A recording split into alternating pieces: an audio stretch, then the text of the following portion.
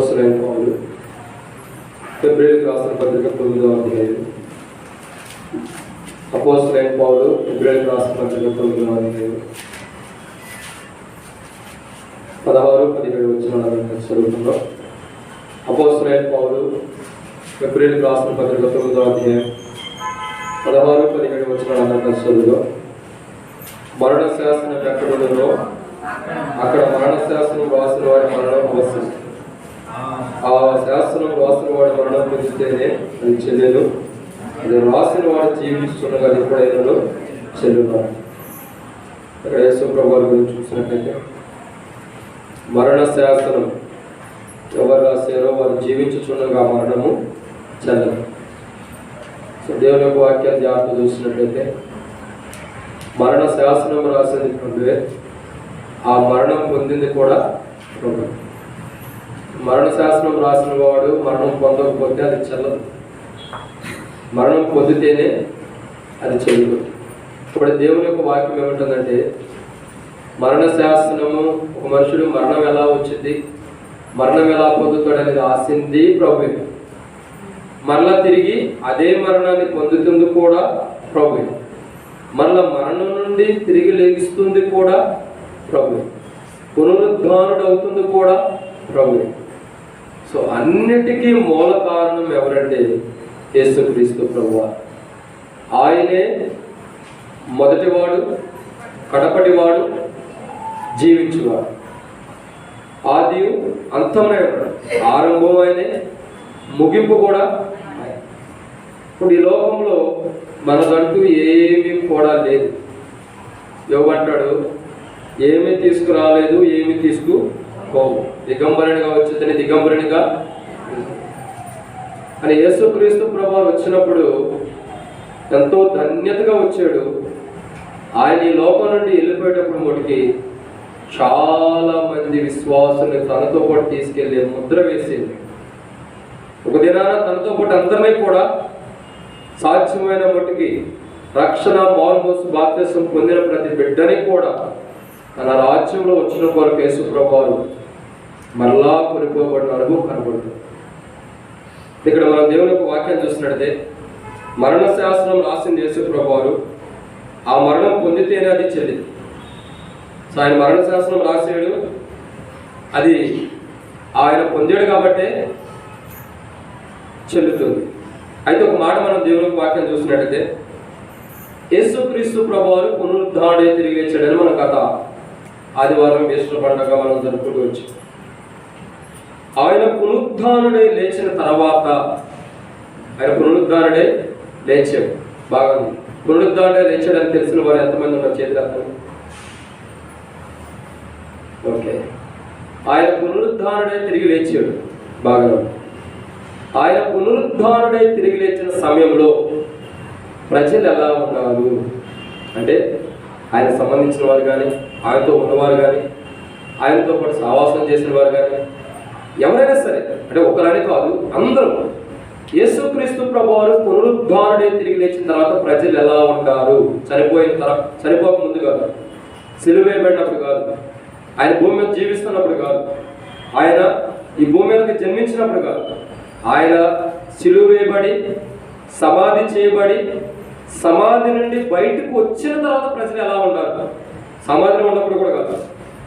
మృత్యుంజయుడే మరణాన్ని జయించి, ఓ మరణమా నీ ముళ్ళు ఎక్కడ, ఓ విజయం నీ విజయం ఎక్కడని సవాలు చేసి మరణపు బంధకాలు పాపంను జయించి, సమాధిని కూడా జయించి, మరణాన్ని జయించి, మృత్యుంజయుడే తిరిగి లేచిన తర్వాత, అంటే జీవించిన జీవితం కాదు, తర్వాత 3.5 సంవత్సరాలు చేసిన పరిచర్య కాదు, తర్వాత సమాధిలో ఉన్న 3 దినాలు కాదు, వీటి తర్వాత ప్రభు తిరిగి లేచాడు. యేసుక్రీస్తు ప్రభువు తిరిగి లేచిన తర్వాత ప్రజలు ఎలా ఉన్నారు అంటే, ఆయన పునరుద్ధానుడై తిరిగి లేచిన తర్వాత ప్రజలు ఎలా ఉన్నారంటే కొన్ని విషయాలు ఉన్నాయి బైబిల్లో. వాటిని మనం జ్ఞాపకం చేసుకోక మనకు ప్రభు నడిపింపు కొరకే చిన్న ప్రార్థన. పరిశుద్ధమైన తండ్రి, వందనాలు, మీరు ఇచ్చిన సమయం బట్టి వందనాలు దేవా. ఆయన పునరుద్ధానుడై లేచిన తర్వాత ప్రజలు ఎలా ఉన్నారు? నేటి దినాల్లో ఆ దినాల్లో ఉన్న ప్రజల్లాగా మేము ఉంటే దయతో నన్ను క్షమించండి, మమ్మల్ని క్షమించండి. ఈ మధ్యాహ్న కాల సమయంలో వాక్య భాగాన్ని జ్ఞాపకం చేసుకోనండి. నిలబడేవాడిని నేను నిలబెట్టేది మీరు, మాట్లాడేవాడిని నేను మాట్లాడించేది మీరు, వాళ్ళ ఆత్మను ఆత్మని అభిషేకించేది మీరు. ప్రజలు మీ వారి వాక్యం మీది మేమంటూ నిష్ప్రయోజమైన వారు అనుకుంటున్నాం, దేహ బలైన నడవగులు కలిగిన వారు అనుకుంటున్నాం. ఇక్కడ వచ్చిన నీ ప్రజలకి ప్రభావ వాక్యం అందిస్తాను రాత్రి వాడిని అనుకుంటున్నాం. క్షమించండి దేవా, మా బలహీనతను బలపరిచి మీ పునరుద్ధాన శక్తిని ఆశ్రయిస్తుండగా మీరు సహాయం గురించి మహిమను మాతో మాట్లాడమని, నా హృదయానికి మా హృదయాలకి ఏ వాక్యం అవసరమో పరలోకం నుండి మీరు మాట్లాడి మహిమ పొందమని. దేవా, మేము ప్రభు వల్ల పాల్గొనేటప్పుడు యోగమైన మమ్మల్ని మేము సరి చేసుకుంటూ ప్రభు వల్ల పాల్గొనే వాళ్ళగా సిద్ధపరచమని, మాతో మాట్లాడమని మీ నడిపింపులు కోరుకుంటూ మేము ఎవరు కూడా అయోగ్యమైన రీతిలో నా మటుకు నేను మా మటుకు మేము అయోగ్యమైన రీతిలో వల్ల పాల్గొనుకోకుండా దూరం వెళ్ళిపోకుండా హెచ్చరికలతో సరిచేయబడిన వారమై ప్రభు వల్ల వాక్యానుసారంగా పాల్గొన్నట్టు సహాయం చేయమని మాతో మాట్లాడమని. ఆ దినాల్లో ప్రజలు ఎలా ఉంటారు, నేటి దినాల్లో మేము కూడా అలా ఉంటే మా జీవితాన్ని సరిచేయమని యేసు ప్రభు నామమున విశ్వాసంతో ప్రార్థిస్తున్నాం తండ్రి. ఇప్పుడు ఇక్కడ ప్రభు యొక్క వాక్యాన్ని జాగ్రత్త చూసినట్లయితే, యేసుక్రీస్తు ప్రభువారు పునరుద్ధారణ ఇచ్చిన తర్వాత ప్రజలు ఎలా ఉన్నారు, యేసుక్రీస్తు ప్రభువారు పునరుద్ధారణ తిరిగి వచ్చిన తర్వాత ప్రజలు ఎలా ఉన్నారంటే చాలా విషయాలు ఉన్నాయి. దాంట్లో కొన్ని విషయాలను జ్ఞాపకం చేసుకుందాం. మొదటి మాట లూకా సువార్త 24వ అధ్యాయం 5వ వచనం. లూకా సువార్త 24వ అధ్యాయము 5వ వచనం. వారు భయపడి ముఖములను నేల మోపి ఉండగా వీరు సజీవుడైన వారిని మీరెందుకు మృతుల్లో బ్రతుకుతున్నారు. చాలు. కాబట్టి ఇక్కడ మొట్టమొదటిగా మనం చూసినట్టే యేసుక్రీస్తు ప్రభువారు పునరుద్ధారణ తిరిగి లేచిన తర్వాత ప్రజలు ఎలా ఉంటారంటే ఆయన సజీవుడై లేచి ఉంటే మృతుల్లో వెతుకుతున్నారు. ఎక్కడ వెతుకుతున్నారు? మృతుల్లో. అంటే మృతమైనటువంటి ప్రదేశంలో ఇంకా ఆయన చనిపోయే ఉంటాడని, ఇంకా ఆయన తిరిగి లేవలేదని, ఇంకా ఆయన మరణంలోనే ఉంటాడని, ఇంకా ఆయన మరణ బంధకాలను బంధించి మరణ వేదనలను బంధించి ఉండేని ఇంకా ప్రజల యొక్క గుడ్డితనంలో ఉంటూ వస్తున్నారు. యేసుక్రీస్తు ప్రభువారు తాను చెప్పిన విధముగానే పునరుద్ధారుడై 3వ దినాన లేపబడుతూ వచ్చాడు. చాలా మంది అంటారు అలా శుక్రవారం సిలువేయబడ్డాడు, 3 దినాలంటే శుక్ర శని ఆది, మరి ఆదివారం వచ్చేదానికి 3 రాత్రులు అవ్వలేదు కదా అంటారు. వాస్తవాన్ని చూసినట్టయితే రోమీలకి ఉన్నటువంటి ఆజ్ఞ కానీ యెరూషలేములో ఉన్నటువంటి నియమం ఏంటంటే ఒక పూట గడిచిన ఒక దినానికి కింద లెక్కాలి.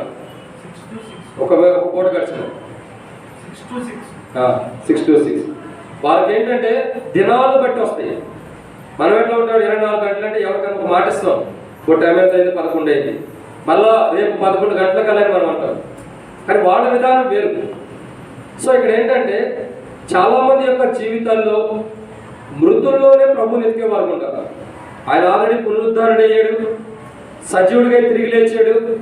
తాను చెప్పిన విధంగానే నేను తిరిగి లెగుస్తానని చెప్పిన విధానంగా యేసుక్రీస్తు ప్రభువారు సిలువ వేయబడి తిరిగి 3వ దినాన మృత్యుంజయుడిగా తిరిగి లేచినప్పుడు కూడా చాలామంది అక్కడ కనపడుతున్నారు. స్త్రీలు కానీ, మగ్దలేనే మరియ కానీ, ఇంకా చూసినట్లయితే అనేక మంది స్త్రీలు అక్కడ కనబడుతూ వస్తున్నప్పుడు యేసుక్రీస్తు ప్రభువారు ఆ యొక్క వారందరూ కలిపి ఆ సమాధిలోకి వెళ్ళినప్పుడు, సమాధి దగ్గరికి వెళ్ళినప్పుడు సమాధి కుడివైపున ఒకరు ఎడమవైపున కూడా ఉన్నప్పుడు వారు చెబుతున్నారు, అయ్యా మీరు ఎందుకు ఇంకా సజీవుడైన వారిని మృతుల్లో వెతుకుతున్నారు? ఆయన ఆల్రెడీ చనిపోయాడు, సమాధి చేయబడ్డాడు, తిరిగి లేచి ఆయన మరలా పునరుద్ధారణే తిరిగి లేచి విజయాన్ని పొందిన వాడు ఉన్నాడు. ఇక మీరెందుకు మరలా మృతుల్లో వెతుకుతున్నారు? మీరెందుకు మరలా మృతమైన వాటిని వెతుకుతున్నారు? మీరెందుకు మృతుల దగ్గరకు వచ్చారు? మీరెందుకు సమాధి దగ్గరకు వచ్చారు? ఎందుకంటే ఆయన ఆల్రెడీ చెప్పాడు కదా, తాను చెప్పిన విధంగా లెగిస్తానని. ఆయన లేచి ఉన్నాడన్న విశ్వాసం లేక మృతుల దగ్గరకు వచ్చారా? అక్కడ ఉన్నవారు ప్రశ్నిస్తుంది ఏంటంటే ఆయన సజీవుడే లేచి ఉన్నాడు, మీరెందుకు ఇంకా మృతుల్లో వెతుకుతున్నారు? చాలా మంది యొక్క విశ్వాసం యొక్క జీవితం, చాలా మంది యొక్క విశ్వాసం యొక్క కుటుంబ జీవితాలు, తమ జీవితాలు చూసినట్లయితే యేసుక్రీస్తు ప్రభువారు ఇంకా మృతుల్లోనే వెతుకుతున్నారు, కానీ సజీవుడై ఉన్నాడన్న విషయాన్ని వారు గ్రహించలేని స్థితిలో ఉంటున్నారు. చాలా మంది యొక్క జీవితాలు మృతమైన జీవితంలో ఉంటాయి. ఆయన సజీవుడై ఉంటే వీళ్ళ జీవితాలు మృతమైన అయినప్పుడు కూడా ఇంకా సజీవుడైన దేవుని దగ్గరికి సజీవమైన జీవితంగా, సజీవమైనటువంటి రాళ్ళ వలె కట్టబడలేక మృతమైనటువంటి జీవితం కలిగి యేసుక్రీస్తు ప్రభువారి దగ్గరికి వచ్చిన అనుభవం చాలా మందికి ఉంది. అక్కడ ఉన్నవారు ఎలాంటి వారంటే సజీవమైన రాళ్ళ వలె కట్టబడే అనుభవాన్ని తొలగిపోయిన వారు ఉన్నారు. యేసుక్రీస్తు ప్రభువారు 3.5 సంవత్సరాలు పరిచయం చేసినప్పుడు ఆయనతో పాటు ఉండి ఆయనతో సహవాసం చేసి ఆయన చక్కగా మంచిగా ఉండి ఆయన మంచి పరిచయం చేస్తారన్న గ్రహింపు తెచ్చుకున్నవారు. ఇంకా చూసినట్టే ఆయన కూర్చున్న చోట కూర్చున్నారు, ఆయన నిల్చున్న చోట కూర్చున్నారు, అన్ని చేసిన వారే. కానీ వీరి జీవితం ఎలా ఉందంటే తాను చెప్పిన మాట మందు విశ్వాసం లేని వారు ఉన్నారు. అడిగే వారి జీవితాలు ఎలా ఉన్నాయి? మృతమైన వారిలోనే వెతుకుతున్నారు. వీళ్ళు మృతమైన జీవితం కలిగి ఉన్నారు.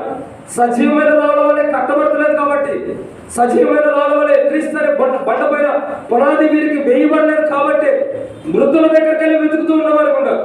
నేటి దినాల్లో ప్రభు వాళ్ళ దగ్గరికి వచ్చిన మనం, ప్రభు వల్ల పాల్గొనబోతున్న మనం, మన జీవితాలు కూడా ఇంకా మృతమైన జీవితంలో ఉండి సజీవుడైన ప్రభు వాళ్ళ దగ్గరికి వస్తే ప్రయోజనం లేదు. దూతలు మాట్లాడుతూ వస్తున్నాయి, ఆయన సజీవుడైన మీరు మృతుల్లో ఎందుకు వెతుకుతున్నారు? మృతమైన వారు మృతుల జీవితంలో కలిగి ఉన్నారు కాబట్టి మృతమైన వారు మృతుల్లోనే వెతుకుతూ ఉంటారు. సజీవుడైన వారు సజీవమైన మార్గంలో నిలిచి ఉంటారు. కాబట్టి ఈ దినాలు మనం ప్రభు వాళ్ళ దగ్గరికి వచ్చాం. ఈ ప్రభు యొక్క దేహం, ప్రభు యొక్క రక్తం సజీవమైనదని, మరణాన్ని జయించిందని, మృతులను జయించిందని, మృతమైన జీవితంలో నుండి విజయవంతమైన జీవితం కలిగి ఉందని మనం నమ్మితే మాత్రమే ఆ ప్రభు వల్ల పాల్గొనాలి. ఎందుకంటే మనం కూడా మృతుల్లో జీవిస్తున్నామంటే అర్థమేంటి? మృతమైన జీవితం మనలో ఉంది. మనం దేవునికి వాక్యాలు చూసినట్లయితే బైబిల్లో పాత జీవితాన్ని కప్పిపెట్టి క్రీస్తుతో కూడా పాత జీవితాన్ని సమాధి చేసుకుని క్రీస్తుతో కూడా కొత్త జీవితాన్ని పొందుతున్నామని మనం బాప్తిస్మంలో సాక్ష్యం ఇచ్చిన వారు ఉంటాం. మనం ఇచ్చిన సాక్ష్యం ఎలాంటిదంటే నేను నా పాత జీవితాన్ని క్రీస్తుతో కూడా పాత పెట్టుకుంటున్నాను, నేను నా పాత జీవితాన్ని కూడా క్రీస్తుతో కూడా మృతమైన జీవితంగా పాత పెట్టుకుని సమాధి చేసుకున్నాను, నేను క్రీస్తుతో కూడా జీవం కలిగి లేపబడుతున్నాను అనుభవంతో ప్రతి క్రైస్తవుడు కూడా బాప్తిసం తీసుకున్న వాడు ఉన్నాడు. అంటే అర్థం ఏంటంటే మృతమైన పాతి పెట్టారు, ఇంకా చచ్చిపోయినవి సమాధి చేయబడినవి పాతవన్నీ కూడా నేను పాతి పెట్టబడి ఇప్పుడు నేను లేచింది ఎవరితో అంటే క్రీస్తుతో కూడా లేపబడ్డాను. మృతమైనదంతా కూడా చనిపోయే క్రియలన్నీ కూడా వ్యర్థమైన క్రియలన్నింటినీ కూడా సమాధి చేయబడుతూ వచ్చింది. ఆ వ్యర్థమైన వాటిల్లో నుండి మరలా నేను పునరుద్ధారుడై తిరిగి లేచాను. దానికి సాదృశ్యం ఈ బాప్తిసం. బాప్తిసం ఏంటంటే మృతమైన జీవితం కాదు, సజీవమైన జీవితం కలిగింది బాప్తిసం. నేటి దినాలు అనేక మంది క్రైస్తవుల యొక్క జీవితాలు చూసినట్లయితే రక్షణ మానసు బాప్తిసం పొందినప్పుడు కూడా ఇంకా మృతమైన జీవితం, ఇంకా చనిపోయిన అనుభవం, ఇంకా పాతి పెట్టబడిన అనుభవం వారిలోనే జీవిస్తూ వారిలో ఉన్న బేసం అలాగే నడుస్తూ వస్తుంది. కాబట్టి సజీవుడైన దేవుని సజీవులను వెతకలేకపోతూ వస్తున్నారు. బైబిల్లో ఒక మాట రాయబడుతుంది, కీర్తనకారుడు అంటాడు, నేను చావును సజీవునే దేవుని క్రియలో వివరిస్తాను అంటాడు. సో సజీవమైన వారు అంటే బ్రతికున్నటువంటి అనుభవం కలిగిన వారు, ఆత్మీయంగా బ్రతికున్నవారు, దేవుడు చేసిన కార్యాలు, ప్రభు చేసిన అద్భుతాలు తలపోసుకుంటూ ప్రభుని ఆరాధిస్తూ వారి జీవితంలో బలహీనతలు ఉండ, వారి జీవితంలో పొరపాట్లు ఉండ, వారి జీవితంలో ఏదో ఒక తప్పు జీవితం ఉండ, వాటి అన్నింటిని కూడా యేసుక్రీస్తు ప్రభు దగ్గరికి వచ్చి సరిచేయబట్టడానికి ఇష్టపడతాడు. అది నిజమైన క్రైస్తవుడి యొక్క జీవితం. పునరుద్ధారుడే సజీవుడే లేపబడతాం అంటే అర్థం ఏంటంటే పాతవన్నీ కూడా గతించి వేయబడుతూ వచ్చి నేటి దినాల ప్రజలు చూసినట్లయితే లోకసువార్త 24:5 మీరు సజీవుడైన వారిని మృతులు ఎందుకు వెతుకుతున్నారు? సజీవమైన దేవుని యొక్క రక్తం, దేవుని యొక్క శరీరం దగ్గరికి వచ్చిన మన కొరకే చిందించబడిన నిబంధన రక్తం, మన కొరకే విరగొట్టబడిన దేహం దగ్గరికి ఇవి రెండు కూడా సజీవమైన నేటి వరకు నిలబడుతున్నటువంటి ప్రదేశానికి మనం వచ్చిన మన జీవితాల్లో ఇంకా మనలో పాత వేదన గతించిపోయి ఉంటే, ఇంకా మనలో మరణముగా అచ్చులో ఉన్నవి మృతమైనవి ఇంకా మనలో జీవిస్తూ మనం కూడా మృతుల్లోనే ప్రభుని ఎదుగుతూ మృతమైన జీవితం కలిగి ప్రభు మన దగ్గరికి వచ్చి పాల్గొనడానికి వస్తే ఖచ్చితంగా మనం మృతుల్లోనే ప్రభుని ఎదుగుతున్నాం. కాబట్టి మృతమైన జీవితం మనలో ఉంది కాబట్టి ప్రయోజనం లేదు మనం ప్రభు వల్ల పాల్గొనాలి.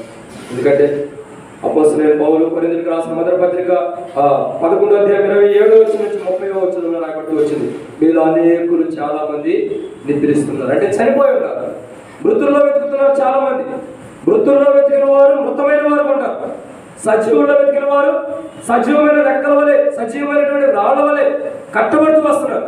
మనం మృతమైన వారుగా ప్రభు వల్ల పాల్గొంటే మృతుల యొక్క లోకంలోకి మనం వెళ్ళిపోతాం. సజీవమైన వారుగా, బ్రతికున్న వారుగా, జీవం కలిగిన వారుగా, బ్రతుకున్న వారుగా మనం ప్రభు వల్ల పాల్గొంటే జీవాన్ని పొందిన వారు ఉన్నాం. మనం ఎలా ప్రభు వల్ల పాల్గొంటున్నాం అన్నది ప్రాముఖ్యమైన. మృతమైన జీవితం ఉందా, సజీవమైన జీవితం ఉందా? మృతమైన జీవితం అంటే కానీ ప్రభు వాళ్ళ దగ్గరికి వచ్చి విడిచిపెట్టుకోవాలి. ప్రభా, ఇదిగో నాలో ఈ మృతమైన జీవితం ఉంది, దీన్ని బట్టి నేను మృతుల్లో నేను వెతుకుతున్నా, మృతమైన జీవితం నాలో ఎక్కడ ఉందో దాన్ని తీసివేసి సజీవమైన జీవితం కలిగి సజీవమైన విధానంలో నేను వెతికే అనుభవంలో నన్ను నడిపించాలని ప్రార్థించాను. వాక్యము బ్రతికించేది, వాక్యము బ్రతికుంది కాబట్టి అనేకుల్ని బ్రతికిస్తుంది.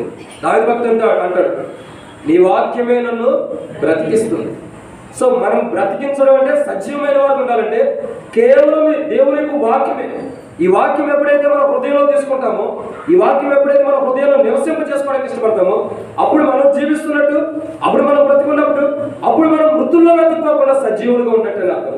కాబట్టి ఈ ఉదయ కాల సమయంలో ప్రభు దగ్గరికి వచ్చిన మన జీవితాలు, ప్రభు వాళ్ళ దగ్గరికి వచ్చిన మన జీవితాలు, మృతుల్లో ప్రభుని వెతుకుతున్నామా, సజీవమైన ప్రదేశంలో ప్రభుని వెతుకుతున్నామా?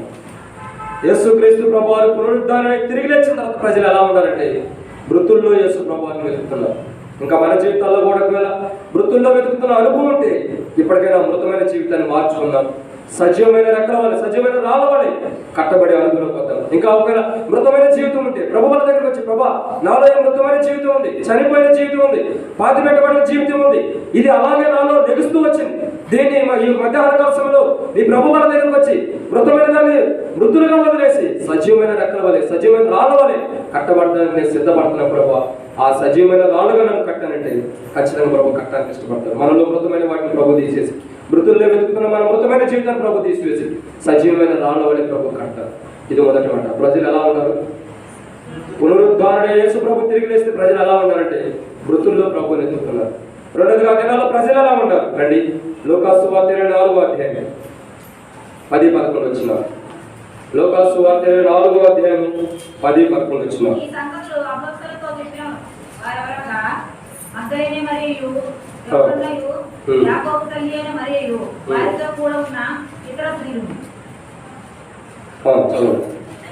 అయితే వారి మాటలు వీరి దృష్టికి వెర్రి మాటలుగా కనపడింది కనుక వీరు వారి మాటలు నమ్మలేదు. అయితే పేతురు లేచి సమాధి ఎత్తుకు చాలా. కాబట్టి ఇక్కడ మనం దేవుని యొక్క వాక్యం చూసినట్లయితే లూకాసు సువార్త 24వ అధ్యాయంలో 9-10-11 వచనంలో మనం దేవుని యొక్క వాక్యం చూసినట్టు ఏమని రాయబడి వచ్చిందంటే, ఈ సంగతులు అపోస్తలులు చెప్పిన వారు ఎవరనగా మగ్దలేని మరియయు, తర్వాత యోహన్నేయు, యాకోబు తల్లి అయిన మరియు వారితో కూడిన స్త్రీ, ఇతర స్త్రీలు, వీళ్ళందరూ వీళ్ళు ఏం చేస్తున్నారంటే యేసు ప్రభు వారు తిరిగి లేచాడని చెబుతున్నారు. ఎవరు? మగ్దలేని మరియ, ఇంకా చాలా మంది ఉన్నారు కదా, వారి పేర్లు రాయలేదు, కానీ అనేక మంది స్త్రీలు వెళ్ళి చెప్తున్నారు అపోస్తలులతో. అయ్యా, 11 మంది అపోస్తలులతో చెప్తున్నారు, యేసుక్రీస్తు ప్రభువారు పునరుద్ధారుడే తిరిగి లేచాడు. మృతుల్లో వెతుకుతున్నారు, వెతికిన వారి జీవితాలు తెలుసుకున్నారు. ఇంకా ఆయన మృతుల్లో తెలుసుకున్న తర్వాత అపోస్తలుల్లో చెబుతున్నారు, అయ్యా, ఆయన తిరిగి లేచాడు. వారు చెప్పిన విధంగా యేసుక్రీస్తు ప్రభువారు తిరిగి లేచాడని అపోస్తలు అందరికీ చెప్తున్నప్పుడు అపోస్తలు ఏం చేస్తున్నారు తెలుసా? ఎవరి అపోస్తలు? యేసు ప్రభుతో ఉండి, యేసు ప్రభుతో జీవించి, యేసు ప్రభు ఏం తింటే అది తిని, యేసు ప్రభు తినడం లేదు కానీ యేసు ప్రభు దగ్గరికి ఏది వచ్చిందో దాన్ని తిని మంచి ఘనత పేరు సంపాదించుకున్న వారు ఇప్పుడు ఏం చేస్తున్నారు? 11వ వచనం రాయబడుతుంది. అది చదవండి. 11వ వచనం. వారు చెప్పే మాటలు వీరి దృష్టికి ఎలా ఉంటాయి?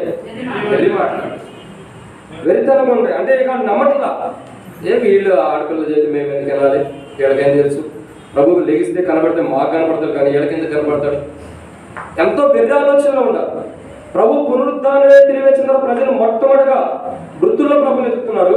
రెండోదిగా ప్రభు తిరిగి లేచాడని చెప్పినా కానీ వారు వెర్రితనంగా కడుతున్నారు. ఆ మాట ఎలా ఉన్నారు? వెర్రితనంగా. వెర్రి వారికి ఎలా ఉంది జీవితం? వెర్రి వారికి ఎలా ఉంటుందంటే, అపోస్తలుడైన పౌలు కొరింథీయులకు రాసిన మొదటి పత్రిక 1వ అధ్యాయం, అపోస్తలుడైన పౌలు కొరింథీయులకు రాసిన మొదటి పత్రిక 1వ అధ్యాయం 18వ వచనం, సిలువను గురించిన వార్త నశించుచున్న వారికి వెర్రితనము కానీ రక్షించబడుచున్న మనకు దేవుని శక్తి. కాబట్టి యేసుక్రీస్తు ప్రభువారు చనిపోయి సమాధి చేయబడి తిరిగి లేచాడు, మరణాన్ని జయించాడు, మృత్యుంజయుడు తిరిగి లేచాడు.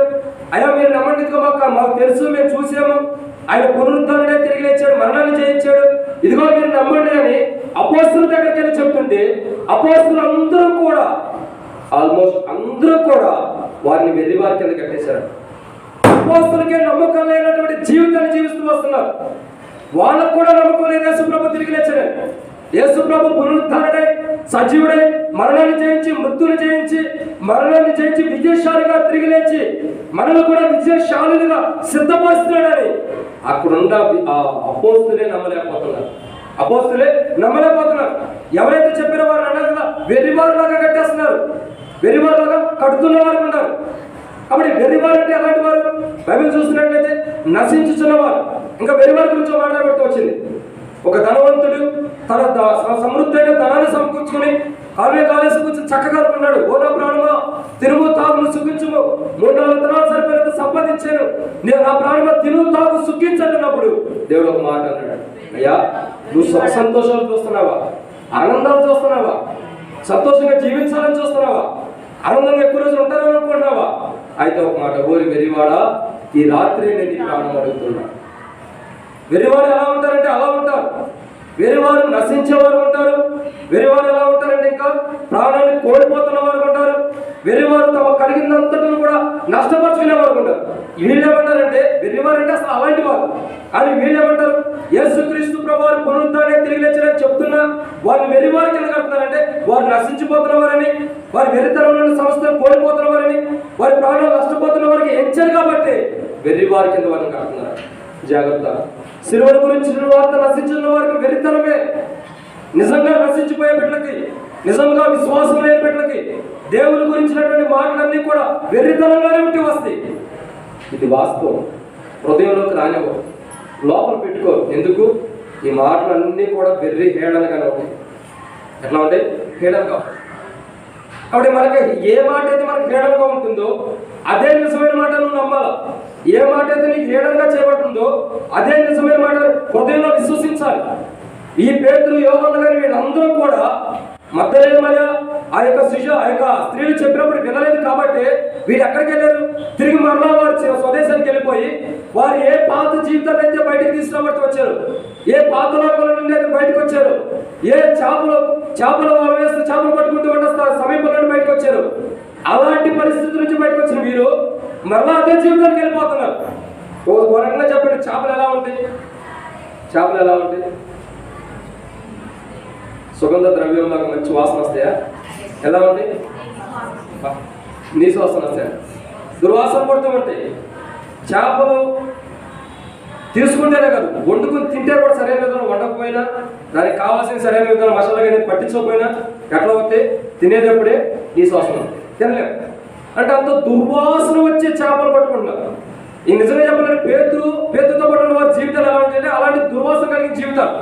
అలాంటి వారైనప్పటికీ సుగంధ ద్రవ్యంలో ఎలాగైతే సువాసనతో ఉంటాయో యేసుక్రీస్తు ప్రభువు అలాంటి సువాసన వారిలో నింపాడు. అయినప్పటికీ యేసుక్రీస్తు ప్రభువు అలాంటి సువాసన వారిలో నింపినప్పుడు కూడా వారి జీవితాల్లో మటుకి నింపబడాల. యేసు ప్రభు వారు నింపాడు కానీ వారి జీవితాల్లో మటుకి నింపబడాల. వారి జీవితాల్లో నింపబడారు కాబట్టి వారి యొక్క జీవితాలలో మళ్ళా తిరిగి వెళ్ళిపోతున్నారు పాత జీవితానికి.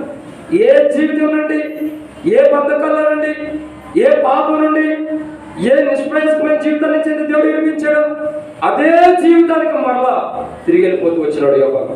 ఎందుకు? ఆయన చెప్పిన వాటిని నమ్మలేదు కాబట్టి. ఆయన ఏం చెబుతూ వచ్చాడో అది నమ్మలేదు కాబట్టి స్త్రీలందరూ వచ్చి చెబుతున్నాడయ్యా ఆయన పునరుద్ధాన్ని తిరిగి లేచాడు. చెప్పిన వారిని వేరే వారి కింద కడుతున్నారు. అంటే ఎంత గుడ్డితనంలో ఉన్నారో చూడండి పేతురు, యోహాను. ఆయనతో పాటు ఉన్నవారు, ఆయనతో పాటు జీవిస్తున్న వారే, ఆయనతో పాటు సహవాసం చేసిన వారే ఆయన తిరిగి లేచాడని చెప్తుంటే వెర్రి వారికి కట్టున్నారంటే ఎంత గుడ్డితనంలో ఉన్నారు వారి జీవితాలు. ఈ లోక సంబంధమైన వారి మన నేత్రాలు ముయ్యబడి ఉంది కాబట్టి గుడ్డితనంలో ఉండి ప్రభు తిరిగి లేచాడని చెప్పిన నమ్మలేనటువంటి స్థితిలో ఉంటూ వస్తున్నారు. ఆయన తాను చెప్పిన విధంగా తిరిగి లేచాడని చెప్పిన స్త్రీలు వచ్చి గట్టిగా సూటిగా చెబుతున్నారు, అయ్యా ఆయన తిరిగి లేచాడు, ఆయన మరణాన్ని జయించాడు, మృత్యుంజాడు, తిరిగి లేచాడు, మీరు నమ్మండి. ఎవరు చెబుతున్నారో వారిని వెర్రి వారికి ఎందుకంటే మీకేం తెలుసు ప్రభు ఎందుకు తిరిగి లేస్తాడు, ఎక్కడ లేచాడని చెప్పి వారిని వెర్రి వారికి ఎందుకు. ప్రజలు యేసు ప్రభు వారు పునరుద్ధాన్ని తిరిగి వచ్చిన తర్వాత ఎలా ఉంటారంటే ఎలా ఉంటారు? మొదటిగా ప్రజలు మృతుల్లో వెతుకుతున్నారు. రెండోదిగా ఆయన పునరుద్ధాన్ని లేచిన తర్వాత ప్రజలు ఎలా ఉంటారంటే దేవుని గురించి చెప్పిన మాటలు వెర్రితనంగా ఉంటాయి, నమ్మట్లా. మూడోదిగా దేవుని యొక్క వాక్యాన్ని చూసినట్టయితే, మూడవ మనం చూసినట్టయితే ఆయన పునరుద్ధానం లేచిన తర్వాత ప్రజలు ఎలా ఉన్నారు? 3వ లోక సువార్త 4:15-16 వచ్చిన వారు సంభాషిస్తూ ఆలోచించుకుంటుండగా యేసు తానే దగ్గరకు వచ్చి వారితో కూడా నడిచింది. అయితే వారు ఆయన గుర్తుపట్టలేకుండా వారి పనులు మూయబడి. కాబట్టి మనం చూస్తున్నటువంటి మాటను చూస్తున్నట్టయితే మొదటిదిగా సజీవులైన మృతులు ఉన్నారు. రెండోదిగా ఆయన గురించి మాటలు చెప్తున్నప్పుడు కూడా నమ్మలేని స్థితిలో ఉన్నారు.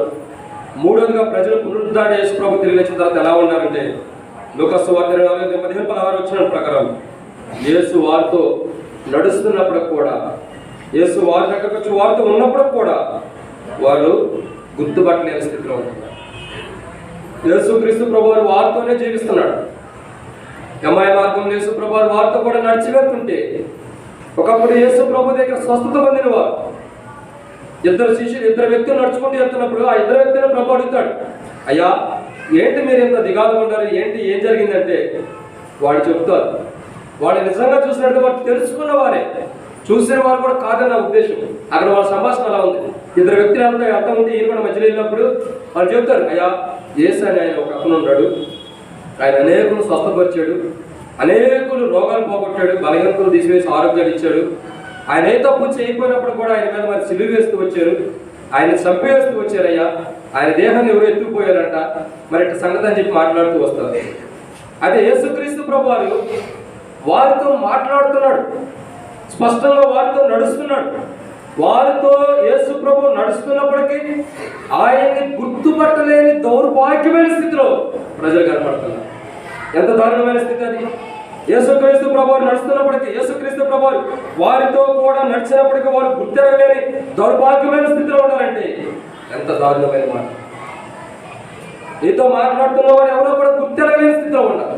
నేటి దినాల్లో చాలా మంది యేసు ప్రభు వారు చేసిన వాగ్దానం, యేసు వారితో కూడా నడిచినట్లు, నా సన్నిధి నీకు తోడుగా వచ్చినగా అన్నట్లు, నా తోడు నీకు ముందుగా పంపుతాడని దేవుడు ఏదైతే మనకు వాగ్దానం చేశాడు, దేవుడు మనతో కూడా నడుస్తున్నాడన్న గ్రహింపు లేని దారుణమైన స్థితిలో మనకు వస్తుంది. చాలా మంది చూడండి, పాపం చేయడానికి వెళ్తారు, ఒక అబద్ధం ఆడటానికో, ఒక దొంగతనం చేయడానికో, ఒక పాపం చేయడానికో మనం నడుచుకుంటూ వెళ్తాం. మనం నడుచుకుంటూ వెళ్ళినప్పటికీ కూడా మనలో ప్రభు లేడని మనం అంటాం. మనలో ప్రభు లేడే, ప్రభు చూసిన లేడే అని మనం అనుకుంటూ వస్తున్నాం. బైబిల్ ఏమనుందంటే మీ దేహము దేవునికి ఆలయమైందని బైబిల్ రాయబడుతూ వచ్చింది. దేవుని యొక్క 7 నేత్రాలు భూమి మీద సంచారం చేస్తున్న బైబిల్ రాయబడుతూ వచ్చింది. అంటే అర్థమేంటి? మనం ఎక్కడికి వెళ్తున్నాము, ఎక్కడ నడుస్తున్నాము, ఎవరి దగ్గరికి వెళ్తున్నాము, ఎవరితో ఉంటున్నాము, ఏం చేస్తున్నాము, ఏ తప్పు జీవితాన్ని మనం జీవిస్తున్నాము, అది చేసే ప్రతిసారి కూడా మనతో ప్రభు ఉంటున్నాడు, మనతో ప్రభు ఉన్నాడు. మనం ఒక పాపం చేయడానికి నడుచుకుంటూ వెళ్తే ప్రభు మాట అన్నాడు, నిన్నెన్నడు విడవను, నిన్నెన్నడు ఎడబాయి. నిన్నెన్నడు విడవను ఎడబాయినంటే నువ్వు పాపం చేసేటప్పుడు కూడా విడిచిపెట్టి వెళ్ళిపోతాడా? నువ్వు పాపం ఉన్నప్పుడు నీ దగ్గరకు వచ్చి నువ్వు పాపంలో ఉన్నప్పుడు విడిచిపెట్టేవాడు కాదు. నిన్నెన్నడు విడవను ఎడబాయినంటే నువ్వు పాపం చేసేటప్పుడు నీతోనే ఉన్నాడు, నువ్వు తప్పు చేసేటప్పుడు నీతోనే ఉన్నాడు, నువ్వు మంచిగా జీవించేటప్పుడు నీతోనే ఉన్నాడు. నిన్ను ఎన్నడూ విడిచిపెట్టలేదంటే నువ్వు తప్పు చేస్తున్నప్పుడు కూడా నీ పక్కనే ప్రభు ఉంటున్నాడు. పక్కనే కాదు, నీ లోపటే ప్రభు జీవిస్తున్నాడు. జాగ్రత్త. ప్రభు ఎక్కడ ఉన్నాడు, ప్రభు చూస్తలేదే, ప్రభు రావట్లేదు కానీ అశ్రద్ధ జీవితం కలిగి మనం పాపం చేయడానికి ప్రేరేపిస్తే నష్టపోతాం. బైబిల్ ఏమనుందంటే నిన్నెన్నడు విడవను ఎడబాయనంటే నువ్వు పాపం చేసినప్పుడు నేను విడిచిపెట్టేస్తా, నువ్వు తప్పు చేసినప్పుడు నేను విడిచిపెట్టేస్తా, నువ్వు మోసం చేసినప్పుడు నేను విడిచిపెట్టేస్తా, నువ్వు ఏ పొరపాటు చేసినా ఆ పొరపాటులో కూడా నీతో ప్రభు ఉంటున్నాడు. ఎందుకు? నువ్వు ఇంకా తెలుసుకుంటావని, ఇంకా ప్రభువుని గుర్తెరుగుతావని, ఇంకా ప్రభువుని గుర్తెరిగిన అనుభవంలోకి వస్తావేమోనని ప్రభు స్పష్టంగా సెలవిస్తున్నవాడు కూడా. కాబట్టి ఈ విడవను ఎడబాయినవాడు వాగ్దానం చేసినవాడు, వాగ్దానం చేసినవాడు నమ్మదగినవాడు, వాగ్దానం చేసినవాడు నమ్మదగినవాడు. ఆయన విడవను ఎడబాయినంటే వాగ్దానం చేసినవాడు నమ్మదగినవాడు కాబట్టి విడవపాలను మనతోనే ఉంటాడు. మనమైతే ఒక వాగ్దానం చేసేవంటే నమ్మదగిన వారు. మనం దేవునితో ఒక వాగ్దానం, ఎవరితోనైనా ఒక వాగ్దానం చేసేవంటే మనం నమ్మదగిన వారు కాబట్టి మనం ఆ వాగ్దానాన్ని మర్చిపోతాం లేదా విడిచిపెట్టేస్తాం. దేవునితో మనం 31st నైట్ ఒక వాగ్దానం చేసుకుంటాం, ప్రభా నేను ఏదొచ్చినా నీతోనే ఉంటా ప్రభా, ఎంతైనా నీతో నడుస్తా, ఎంతైనా సరే నీతో ఆత్మీయంగా ఎదుగుతా ప్రభా, నేను మంచిగా చదువుకుంటా, మంచిగా బైబిల్ చదువుతా, మంచిగా ఆత్మీయ జీవితం అనేకమైన ఆత్మలు ప్రయాసపడతా ప్రభా. 31st నైట్ మనం తీర్మానం చేసుకుని మళ్ళీ పాల్గొంటాం. ఇప్పుడు 4 నెలల చివరిలో ఉంటాం. మరి ఆ వాగ్దానం ఇప్పటి వరకు నెరవేర్చబడుతుందా? దాదాపు సగం సంవత్సరం అయిపోవస్తుంది. మనం చేసిన తీర్మానం ఏదైతే వాగ్దానం చేస్తూ వచ్చాం దేవుని దగ్గర, ఆ వాగ్దానం మనం పరిపూర్ణంగా నెరవేర్చబడుతూ వస్తున్నామా? కానీ మనం నెరవేర్చబడలేనప్పుడు కూడా ఆయన నమ్మదగిన వాడుగా, నీతిమంతుడిగా ఉండి సమస్త దుష్టత్వాలను తొలగించి ఆయన ఏ వాగ్దానం చేశాడో దాన్ని నెరవేరుస్తున్నాడు. అది గ్రహించలేని స్థితిలో ప్రజలు ఉన్నారు. ఇక్కడ ఆయన పునరుద్ధారణే తిరిగి లేస్తే ప్రజలు ఏం చేస్తున్నారు? ఆయన వారితో మాట్లాడుతున్న, వారితో నడుస్తున్నప్పుడు కూడా ఆయన గుర్తెరగలేని స్థితిలో ఉన్నారు. నేడు దినాల్లో మనం కూడా అలాంటి స్థితిలో ఉన్నాము. యేసు ప్రభు నాతో లేడేమో అనుకుంటావేమో, ఆయన ఎక్కడో ఉన్నాడు, పరమనంగా ఉన్నాడు, తర్వాత వస్తాడేమో ఆశ కలిగి ఉంటావేమో. గుర్తుంచుకో, ప్రభు ఎక్కడో లేడు, నీలోనే ఉన్నాడు, మనలోనే ఉన్నాడు. ప్రభు అంటాడు కదా, ఎక్కడ ఇద్దరు ముగ్గురు కూడా మనం ప్రార్థన చేస్తారో ఆ మనిషి నేను ఉంటాను.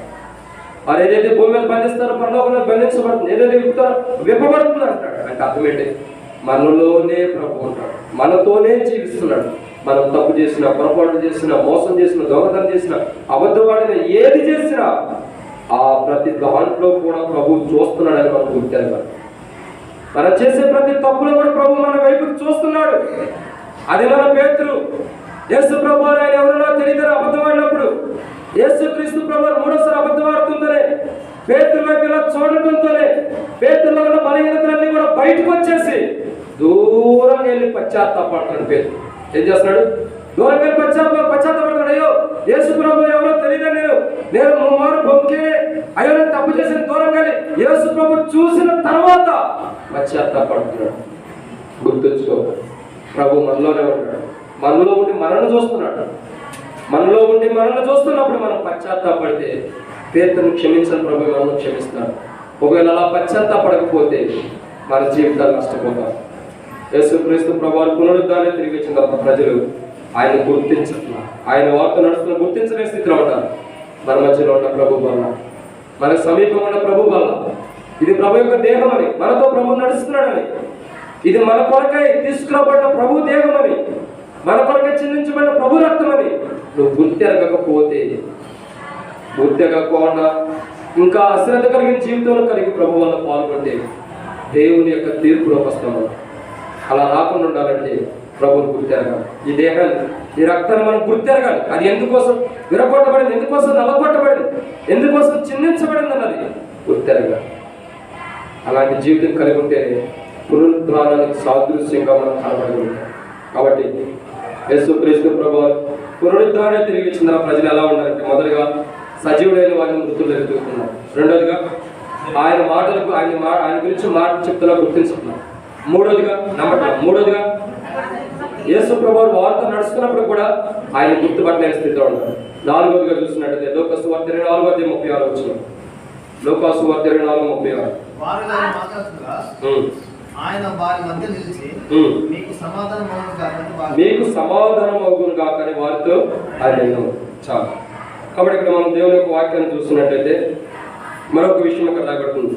ఆయన పునరుద్ధారణే తిరిగి లేచిన తర్వాత ప్రజలు మొదటగా మృతులు వెతుకుతున్నారు. రెండోదిగా ఆయన గురించిన మాట చెప్తున్నప్పుడు నమ్మట్లేదు. మూడోదిగా చూస్తున్నట్టయితే ఆయన వారితో నడుస్తున్న గుర్తుపెట్టలేని స్థితిలో ఉంటారు. ఇక నాలుగోదిగా చూస్తున్నట్టయితే లోకా సువార్త 4:36 వచ్చిన ప్రకారం వారికి ఏం చెప్తున్నాడు? మీకు సమాధానం కలుగును గాక. అంటే అర్థం ఏంటి? అది ప్రభు ఒక వాగ్దానం మాట్లాడాడంటే దానికి ఆపోజిట్గా మనం ఉండమని అర్థం. ప్రభు ఒక మాట మాట్లాడాడంటే దానికి ఆపోజిట్ మనం ఉండమని అర్థం. ఇక్కడ ఏమంటాడు? అందరూ ఉన్నారు, అందరి దగ్గరికి వచ్చి అన్నాడు మీకు సమాధానం కలుగును గాక. అప్పటి వరకు సమాధానం లేదు ఆ శిష్యుల్లో. 11 మంది శిష్యుల్లో ఒక్కరికి కూడా సమాధానం లేదు.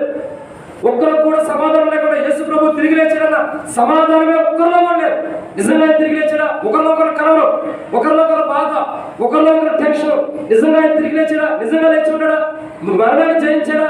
నిజంగా లేచాడా లేదా? ఒకరిలో ఒకరిలో సమాధానం లేక అసమాధానం ఉంటున్నా ప్రజల దగ్గరికి యేసు ప్రభు వచ్చాడు కదా, మీకు సమాధానం కలుగును కాక. కారణం ఏంటి? మీలో ఉన్న అసమాధానాన్ని తీసివేసుకుని, మీలో ఉన్న అవిశ్వాసాన్ని తీసివేసుకుని సమాధానం కలిగిన వారిగా జీవించండి. ఎందుకలా సమాధానం కలుగునుగా కన్నాడంటే, సమాధానం పరచువారు, సమాధానం కలిగిన వారు దేవుని బిడ్డలను బట్టి వస్తారు కాబట్టి. అంటే బైబిల్ ఏమైనా సెలవిస్తుందంటే యేసుక్రీస్తు ప్రభువు పునరుద్ధారుడే తిరిగి లేచిన తర్వాత ప్రజలు ఎలా ఉండాలంటే అసమాధానంతో ఉండాలి. బహుశా ఒకరొకరి మధ్యలో ఉన్న భేదం కానీ, ఒకరొకరి మధ్యలో ఉన్న మాట మలుపు కానీ, ఇంకా చెప్పాలంటే యేసు ప్రభు తిరిగి లేచాడని నమ్మలేని స్థితిలో కానీ, యేసు ప్రభు పునరుద్ధారుడే తిరిగి లేచాడని నమ్మలేని స్థితిలో ఒకరొకరు ఘర్షణ పడినాయి, ఏదైనా జరిగినాయి. ఆ 11 మంది మధ్యలో అసమాధానం ఉంటే వచ్చింది. అసమాధానం ఉన్న ప్రజలతో ప్రభు ప్రత్యక్షమైన అన్నారు, మీకు సమాధానం కలుగును గాక. మీరు ఇంకెందుకు అసమాధానంతో జీవిస్తున్నారు? అవిశ్వాసంతో ఎందుకు జీవిస్తున్నారు? అశ్రద్ధతో ఎందుకు జీవిస్తున్నారు? మీకు మీ హృదయాలకి సమాధానం కలుగును కాకని ప్రభు స్పష్టంగా సెలవిస్తున్నాడు. బహుశా కూర్చున్న మన జీవితాలు, ప్రభు వల్ల పాల్గొనే మన జీవితాలు, ప్రభు మనతో మాట్లాడుతూ ఉంటే, వ్యక్తిగతంగా నా మటుకు నేను, మీ మటుకు మీరు, ఒకవేళ ప్రభు మాట్లాడుతూ ఉంటే మనతో సరి చేసుకుందాం. ఏమంటున్నాడు? మీకు సమాధానం కలుగును కాక. అదేనో ప్రజలు సమాధానం లేక సమాధానమే కోల్పోయిన స్థితిలో ఉంటూ వస్తున్నారు. ప్రజలు సమాధానమే లేని పరిస్థితుల్లో, సమాధానమే లేని దినాల్లో ప్రజలు జీవిస్తూ వస్తున్నారు. చూసినట్టు నేడు దినాల్లో నార్త్ ఏరియాలో కూడా చాలా మందికి సమాధానం లేదు. ఎందుకు? చాలా మంది సేవకులు సేవ చేస్తుంటే అనేక మంది వారితో సమాధాన పడకోకుండా ఏం చేస్తూ వచ్చారు? రాళ్లతో కొడుతున్నారు. మొన్నే ఒక అతనితో చూస్తూ వచ్చారు, రకరకాల కొట్టుకుంటూ వస్తున్నారు, చంపేస్తున్నారు. ఇవంతా కారణం ఏంటి? సమాధానం లేకపోవడం. హేబేలు కయ్యూలు ఉంటూ వచ్చారు. అన్నదమ్ముడు ఇద్దరి మధ్యలో సమాధానం ఉంటే హేబేలుకు మరణం వచ్చేది కాదు. హేబేలులో సమాధానం ఉందా? కయ్యూల్లో సమాధానం లేదు కాబట్టి సొంత తమ్ముడిని చంపేసిన వాడు. కాబట్టి ఇక్కడ దేవుని యొక్క వాక్యం సెలవిస్తుందంటే ప్రతి క్రైస్తవుడి యొక్క జీవితం, ఆదినాలు యేసు ప్రభు పునరుద్ధారుడే తిరిగి లేచిన తర్వాత ప్రజలు ఎలా ఉంటారంటే అసమాధానంతో ఉంటారు. ఈ యొక్క ప్రభు యొక్క దేహం, ఈ ప్రభు యొక్క రక్తము సమాధానపరచడానికి కొరకై. అసమాధానం ఉండదు కాదు, సమాధానపరచడానికి. అందుకే బైబిల్లో మాట ఉంది, ఒకవేళ నీవు నీ బలి అర్పణ అర్పించేటప్పుడు ఒకవేళ నీ సహోదరుని మీద కోపంగా ఎడాలా, వెళ్ళిపో, సమాధానపడి అటు తర్వాత వచ్చి ప్రభు వల్ల పాల్గొని. ఎందుకంటే మన హృదయం స్వేచ్ఛగా తేటగా ఉంచుకోవాలి. ఎవరి హృదయాల్లో సమాధానం ప్రాముఖ్యమైనది. ఈ హృదయంలో సమాధానం లేక అసమాధానంతో మన ప్రభు వల్ల పాల్గొంటే ఇక్కడేమవుతుంది? మామూలుగానే రొట్టెలో పాల్గొంటాం, తింటాం, బాగుంటుంది. అక్కడ ఉంటుంది మధ్యాకాశంలో. ఇక్కడ అసమాధానానికి అక్కడ జవాబు ఉంటుంది. ఏంటిది? తీర్పు, రెండంతల తీర్పు ఉంటుంది. మనం ఎలాంటి వారు అంటే ప్రభు వల్ల పాల్గొనే వారు అందరం కూడా ఒకవేళ మనలో ఏదైనా బలహీనత ఉండి మనం తప్పు మార్గం నడుస్తున్నామంటే తెలిసి మనం తప్పు చేసినట్లే, తెలిసి తప్పు చేసినట్లే. కాబట్టి ఎందుకంటే ఆల్రెడీ పాపం ఏంటో తెలుసు, దాన్ని వద్దనుకున్నాం. తప్పు మార్గం ఏంటో తెలుసు, దాన్ని వద్దనుకున్నాం. వ్యర్థమైనది ఏంటో తెలుసు, అది వద్దనుకున్నాం. అంటే అన్ని వద్దనుకునే దీంట్లోకి వచ్చాం. అన్ని వద్దనుకుని దీంట్లోకి వచ్చిన మరలా వాటిలో కొనసాగుతున్నాం అంటే అర్థం ఏంటి? తెలిసి మనం తప్పు చేసినాం. దానికి తీర్పు మధ్యాకాశంలో ఉంది, ఇక్కడ ఉండదు. ఇక్కడ మన ప్రభు వల్ల పాల్గొన్నా, ఎవరి హృదయం వాళ్ళకి తెలుస్తుంది. ఇప్పుడు మీ హృదయం ఏముంది నాకేం తెలుసు, నా హృదయం ఏముంది మీకేం తెలుసు. ఇక్కడ ఏం తెలియదు. ఎవరి హృదయాన్ని బట్టి ఎలాంటి హృదయంతో ఈ యొక్క ప్రభు వల్ల పాల్గొన్నాం అన్నది అక్కడ తెలుస్తుంది మధ్యాకాశంలో. ఈ దినాన్ని ఆ దినాన్ని ప్రభు చూపించినప్పుడు అప్పుడు తెలుస్తుంది ఎవరి హృదయాల్లో సమాధానంతో పాల్గొంటారా, ఎవరి హృదయాల్లో అసమాధానంతో పాల్గొంటారా. ఆ భయంకరమైన దినమున ఈ దినాన్ని ప్రభు ఆ దినాన్ని చూపించుకునిపే మనం ఇక్కడే సమాధాన పడి ప్రభు వల్ల పాల్గొన్నారు. అలాంటి సమాధానం లేకపోతే ప్రభు వల్ల పాల్గొన్న రెండంత తీర్పు. ప్రజలు ఎలా ఉన్నారంటే ఆ దినాల్లో అసమాధానం ఉన్నారు. అందుకే ప్రజల దగ్గర ప్రభు అంటాడు కదా, మీకు సమాధానం కలుగును కాక. అసమాధానంతో జీవిస్తున్న ప్రజల, అవిశ్వాసంతో ఉన్న ప్రజల, మీకు అందరికీ సమాధానం కలుగును కాక. సో మనమందరం కూడా ప్రభు వల్ల పాల్గొనే అందరం కూడా సమాధానం కలిగిన వారమే ప్రభు వల్ల పాల్గొనాలి. ఎందుకంటే అసమాధానం ఉన్న వారి దగ్గరికే ప్రభు వచ్చాడు. ప్రభు దగ్గరికి వారెల్లా, వారి దగ్గరికే, వారి హృదయాల దగ్గరికి ప్రభు వచ్చి మీకు సమాధానం కలుగును కాక. అదే రీతిలో మన హృదయాల దగ్గర కూడా ప్రభు వచ్చి అన్నాడు సమాధానం కలిగిన వాడు. మనం కూడా సమాధానం కలిగిన వారమే ప్రభు వల్ల పాల్గొనాలి. ఆ దినాల్లో ప్రజలు ఎలా ఉన్నారంటే పునరుద్ధానం తిరిగి వచ్చిన తర్వాత సమాధానం లేని వారు ఉన్నారు. 7 దినాల్లో ప్రభు వల్ల పాల్గొనే మనం ఎలా ఉన్నామో పరీక్షించుకో. మరొక మాట చూడండి. 5వదిగా మార్క్స్ వార్త 16వ అధ్యాయం 14వ వచనం. మార్కు సువార్త 16వ అధ్యాయం 14వ వచనం. పిమ్మట 11 మంది శిష్యులు భోజనమును కూర్చున్నప్పుడు ఆయన వారికి ప్రత్యక్షమై తాను లేచిన తర్వాత తను చూచిన వారి మాట నమ్మనందున వారి అపనమ్మకం నిమిత్తమును హృదయ కాఠిన్యం నిమిత్తమును చాలు. కాబట్టి మార్కు సువార్త 16వ అధ్యాయం 14వ వచనంలో రాయబడుతుంది. ఎన్నో మాట ఇది? 5వదిగా ఆయన పునరుద్ధారణ తిరిగి వచ్చిన ప్రజలు ఎలా ఉన్నారు? మొదటిగా వృద్ధుల్లో ప్రభువుని ఎదుగుతున్నారు. రెండోదిగా ఆయన గురించిన మాటలు నమ్మట్ల. మూడోదిగా యేసుక్రీస్తు వార్త నడుస్తున్న గుర్తుపట్టలేకపోతున్నారు. నాలుగోదిగా సమాధానం లేని వారు ఉన్నారు. ఐదోదిగా ఆయన పునరుద్ధారణ లేచిన తర్వాత ప్రజలు ఎలా ఉన్నారంటే ఇక్కడ రాయబడిన మాట వారితో ఉన్న ప్రభుని వారు గుర్తెరగలేదు. కాబట్టి ప్రభు ఏం చేశాడు? వారిలో ఉన్న తప్పుని గద్దిస్తున్నాడు. ప్రభు మార్కు సువార్తలో రాయబడినట్టు 16:14లో యేసు ప్రభు తిరిగి లేచినట్టు చెప్పినా అక్కడ ఉన్న కొంతమంది నమ్మలేని స్థితిలో ఉన్నారు. కాబట్టి వారిలో ఉన్న అవిశ్వాసాన్ని బట్టి ప్రభు ఏం చేస్తున్నాడు? గద్దిస్తున్నాడు. అందుకే బైబిల్లో నీతిమంతుడు గద్దించడానికి తైలాభిషేకం మేలే. నీతిమంతుడు గద్దించడం నాకు తైలాభిషేకం అంటే ఒక నీతిమంతుడు గద్దిస్తున్నాడంటే తల మీద తైలాభిషేకం అంటే అభిషేకించే తైలం పోస్తున్నాడు. ఇంకేమంటాడు ప్రభు? నీతిమంతుల గురించి అలా ఉంది. మరొకరి గురించి ఈ మాట రాయబడుతూ వచ్చింది. ఎన్నిసార్లు గద్దించినా లోబడిన వాడు ఎక్కడ రాయబడుతూ వచ్చింది? సామెతలు. చెప్పండి సామెతలు. సామెతల గ్రంథము 29వ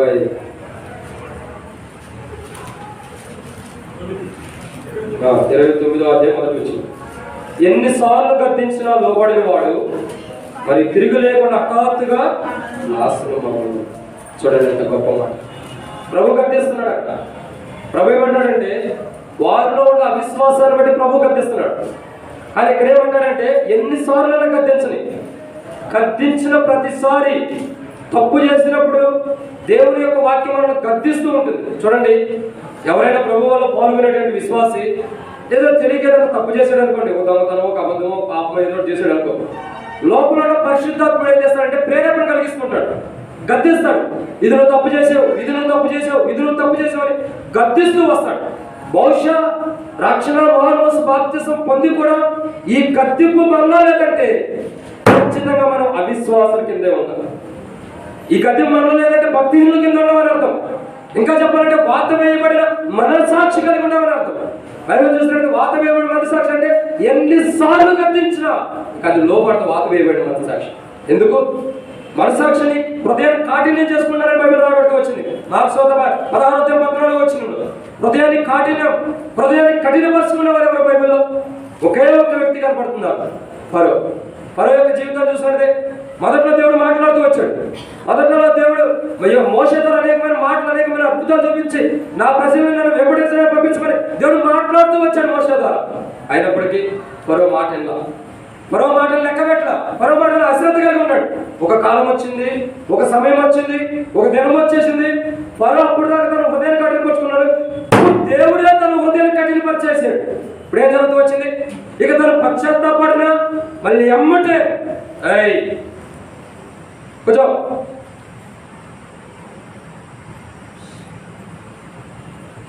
ఏం జరుగుతూ వచ్చింది? ఫరో తన హృదయం దేవుడు కఠినపరిచినంత వరకే దేవుడు కఠినపరచక మునుపు తాను మారతాడని దేవుడు సమయం ఇచ్చినంత వరకు ఫరో జీవితం బాగానే ఉంది. ఎప్పుడైతే ఫరో దేవుడు మాట్లాడుతున్న తన హృదయాన్ని తనంతడు తాను ఎప్పుడైతే కఠినం చేసుకున్నాడో అప్పుడు ఆరంభమైంది ఫరో యొక్క పతనం. అప్పుడు ఆరంభించబడిన వాడు ఇశ్రాయేలు ప్రజలు పోనిచ్చాడు. పాత వేయబడిన మనసాక్షులు ఎలా ఉంటారు? ఇశ్రాయేలు ప్రజలు పోనిచ్చాడు. వారు వెళ్ళిపోయిన తర్వాత మరలా హృదయాన్ని కఠినం చేసుకుంటాడు. మరలా పాత వేయబడిన మనసాక్షులకు వచ్చి అయ్యో వారిని ఎందుకు పోనిచ్చాము, ఇన్ని దెబ్బలు తిన్నాడు. 10 తీర్పులు వచ్చింది. భయంకరమైన 10 తీర్పులు జరుగుతూ వచ్చింది. మొదటి సంతానాన్ని కోల్పోతూ వచ్చాడు. ఎంత పోయినా ఇంకా బుద్ధి రాకుండా పరిగెత్తుకుంటూ వెళ్తున్నాడు. అయ్యో ఇశ్రాయేలు ప్రజలు అనవసరంగా విడిచిపెట్టామే, మనం ఎలా విడిచిపెట్టాం? పదండి వెళ్ళి వాళ్ళని దాసులుగా చేసుకున్నామని పరిగెట్టుకుంటూ వెళ్తున్నాడు రథాలు వేసుకుని. అంటే అర్థం ఏంటి? హృదయం కఠినమైపోయింది. అలాంటి దేవుని తీర్పు చూసినప్పుడు కూడా, దేవుడు అంటే ఎలాంటి వాడు తెలుసుకున్నప్పుడు కూడా వాత వేయబడిన మనస్సాక్షితో ఉండి దేవుడు గద్దిస్తున్న గద్దెంపు లోపడపోకుండా హృదయం కాఠిన్యం చేసుకుని ఏం చేస్తూ వచ్చాడు? ఇశ్రాయేలు ప్రజలు గమనించుకుంటూ వెళ్ళిన తర్వాత కొంత దూరం అవుతూ వచ్చింది. ఎర్ర సముద్రం పాయలుగా చేయబడుతూ వచ్చింది. ఇశ్రాయేలు ప్రజలు దాటేసిన తర్వాత వీరు ఎర్ర సముద్రం మధ్యలో ఉంటూ వచ్చారు. ఎర్ర సముద్రం మధ్యలో ఉన్న కఠినం చేసుకున్న హృదయాలన్నీ కూడా నీటిలో మునిగిపోతూ వచ్చింది. ఏ హృదయం అయితే కఠినం అయిపోతూ వచ్చిందో, ఏ హృదయం అయితే బండబారిపోతూ వచ్చిందో, ఏ హృదయం అయితే కాఠిన్యం చేసుకుంటూ వచ్చిందో, ఆ ప్రతి హృదయం అంతా కూడా, ప్రతి ఒక్కరూ కూడా హృదయం చేయబడిన ప్రతి మానవుడు నీటిలో మునిగిపోతూ వచ్చాడు. దేవుడు 10 సార్లు గద్దించుండొచ్చు, 11 సార్లు గద్దించుండొచ్చు, 20 సార్లు గద్దించుండొచ్చు, ఎన్నోసార్లు ఫరోని దేవుడు గద్దించి ఉండొచ్చు. ఎన్నిసార్లు గద్దించినా ఫరో మటుకు లోబడటానికి ఇష్టపడాలి. కాబట్టి వారిని దేవుడు మాట్లాడుతున్న వారు లోబడటానికి ఇష్టపడలేదు. కాబట్టి వారిని దేవుడు గద్దింపు లోబడలేదు. కాబట్టి హఠాత్తుగానే వచ్చింది. అందుకే సామెతల్లో రాబట్టి వచ్చింది 29 మొదట, ఎన్నిసార్లు గద్దించినా లోబడిన వాడు తిరుగు లేకుండా హఠాత్తుగా నాశనం అవుతాడంటే ఇదే అర్థం. తిరుగు లేకుండా ఎందుకు నాశనం అవుతాడంటే హృదయం కాఠిన్యం చేసుకోవడం ద్వారా. ప్రభు వల్ల పాల్గొనే మనం ప్రభు యొక్క దేహం దగ్గరికి వచ్చిన మన జీవితాల్లో మన హృదయం కూడా కాఠిన్యమైపోతుందా? ప్రభు మాట్లాడుతున్నాడు. ప్రభు మనం హెచ్చరించి దర్శిస్తున్నప్పుడు, ప్రభు మనతో మాట్లాడుతున్నప్పుడు మన హృదయం కూడా ఇంకా మనం కఠినం చేసుకుంటే, మన హృదయం కూడా ప్రభులాగా పర్వాలాగా వాత వేయబడిన మనస్సాక్షి కలిగి హృదయం కాఠిన్యం కలిగి హృదయాన్ని కఠినం చేసుకుంటే పరువుని ఎన్నోసార్లు దేవుడు గద్దించాడు. ఒకసారి కాదు, 2 సార్లు కాదు, 3 సార్లు కాదు, 8 సార్లు కాదు, 10 సార్లు దేవుడు గద్దించిన లోపల 11వ మరణమే వచ్చేసింది. దేవుడు వెళ్ళాలి. మనకి దేవుడు బహుశా 10 సార్లు మాట్లాడవచ్చు. 10 సార్లు దేవుడు మన బలహీనతను బట్టి మనల్ని గద్దించి ఉండొచ్చు. ఇది చివరి క్షణం, 11వ చివరి ముగింపు. ఇది ఈ సమయంలో దేవుడు మాట్లాడుతున్నప్పుడు దేవుడు గద్దింపుకు లోబడకపోతే బహుశా మన జీవితాలు కూడా ఫరోలాగా ఉంటాయేమో. ఎన్నిసార్లు గద్దించిన లోబడిన వాడు తిరిగి లేకుండా హఠాత్తుగా నాశనమవుతాడు బయట ఫరో. దేవుడు ఎన్నోసార్లు గద్దించిన ఆ గద్దింపుకు ఫరో సరైన విధానం హృదయం సరి చేసుకోకుండా కాఠిన్యాన్ని చేసుకున్నాడు. కాబట్టి ఏం జరుగుతూ వచ్చింది? మరణం వచ్చింది. ఫరో ఎవరు? రాజా కాదు, రాజు. ఫరో రాజే హృదయాన్ని కాఠిన్యం చేసుకున్నాడు. దావీదు రాజు ఉంటాడు, ఈయన రాజే. ఈయనతో దేవుడు మాట్లాడాడు, ఈయనలో తప్పుండదు. దావీదు రాజు ఎవరు చూడలేదని స్త్రీని ఇంటికి తీసుకొచ్చి పాపం చేసి తిరిగి ఇంటికి పంపిస్తున్నారు. గర్భిణీ స్త్రీ అయినప్పుడు దావీదు రాజుకి వర్తమానం వచ్చినప్పుడు తన సొంత భర్తనే చంపించేస్తాడు. ఆమె యొక్క భర్తను చంపించేసినప్పుడు ఎవరూ చూడలేదు అనుకుంటాడు దావీదు రాజు. కానీ దేవుడు చూశాడు. దేవుడు చూసి దావీదు రాజుని చూసిన విధానం బట్టి దావీదును గద్దించినప్పుడు దావీదు లోబడ్డాడు. ప్రభా, నన్ను క్షమించు, నా పొరపాట్లు క్షమించు ప్రభా, నేను తప్పే చేసి, నేను పాపమే చేసే ప్రభా, క్షమించని దావీదు రాజు దేవుని గద్దింపుకు లోబడ్డాడు. కాబట్టి అధికమైన తీర్పు రాకుండా క్షమించబడ్డ అనుభవంలో ఉన్నాడు. ఫరో ఎన్నోసార్లు దేవుడు గద్దించాడు. దావీదును ఒక్కసారి, కానీ ఫరోని దేవుడు 10 సార్లు గద్దించాడు. 11వ సారి కూడా గద్దించాడు లోబడ. కానీ దావీదుకి ఒక గద్దింపే ఏమైపోతూ వచ్చింది? మార్పు చెందుతూ వచ్చింది. అదే ప్రాముఖ్యమైన. చూడండి, మన పిల్లల్ని ఎంత కొట్టినా మన మాట వింటాం. ఎంతలో కొట్టు ఒళ్ళు అప్పించేసుకుంటాం, కొట్టుకొని ఇష్టం. అందుకే ఒక్క మాటే మనం అంటే భయం ఉన్నప్పుడు మన పిల్లలకు ఒక మాట చేస్తే చాలు ఏం చేస్తారు? మౌనంగా ఆగిపోతారు. ఒక మాటే దావీదుతో దేవుడు మాట్లాడాడు. దావీదు, ఏందయ్యా నీ జీవితము, ఏందయ్యా నీ పరిస్థితి? దావీదు నువ్వు మార్పు చెందినప్పుడు, దావీదు నువ్వు ఇక్కడ కాదు ఉండాల్సింది, ఈ భూ సంబంధమైన విషయాల్లో కాదు నువ్వు కూరుకోవాల్సింది. నీ రాజ్యం ఉంది, నీ కొరకు సిద్ధపరచబడి ఉంది, నీ కొరకు సమృద్ధిగా సిద్ధపరచబడిన రాజ్యం ఉంటుంది, అది కాదు నీకు. ఇది కాదు దావీదు నువ్వు సరి చేసుకోమన్నప్పుడు వెమ్మటే దేవుని గద్దెంపుకు లోబడి, ప్రభా నేను తప్పే చేశాను. మరో దేవుడు 11 సార్లు మాట్లాడిన ఒప్పుకోవాలి. కానీ దావీదు ఒక్క మాటతో నిలబడ్డాడు. ప్రతి క్రైస్తవుడికి ఒక మాటే, ప్రతి క్రైస్తవుడికి ఒక మాటే. అదే లోకంలో ఏదో సామెత ఉంటుంది, మనిషికి ఒక మాట, మనకు ఒక మాటే.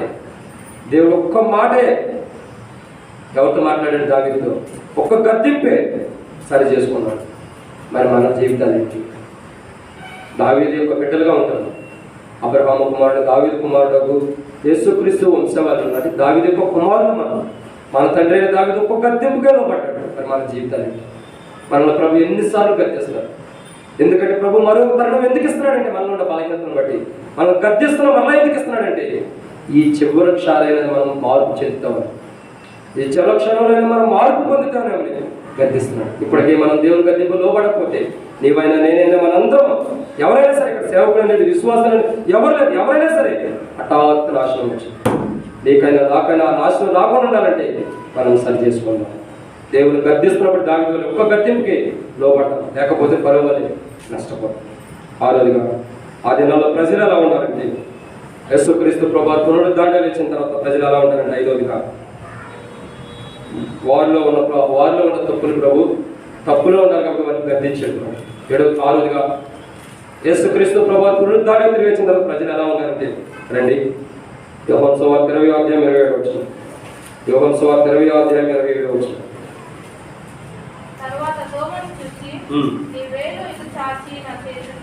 తరువాత తోమాను చూచి నీ వేలు ఇటు చాచి ఇటు చాచి నా చేతుల్లో చూడుము.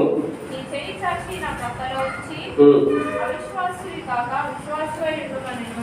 చాలా చివరగా ఆరోదిగా యేసుక్రీస్తు ప్రభువు తిరిగి లేచిన తర్వాత ప్రజలు ఎలా ఉన్నారంటే అవిశ్వాసులుగా ఉన్నారు. ఎలా ఉన్నారు? అవిశ్వాసం. ఎవరు అవిశ్వాసులుగా ఉన్నారు? మొట్టమొదట ఎవరు? శిష్యులే అవిశ్వాసం ఉండరు. ఏమనుంది అక్కడ? యేసుక్రీస్తు ప్రభువు లేచి వచ్చినప్పుడు తోమ అంటాడు, నేను ఆయన చేతుల్లో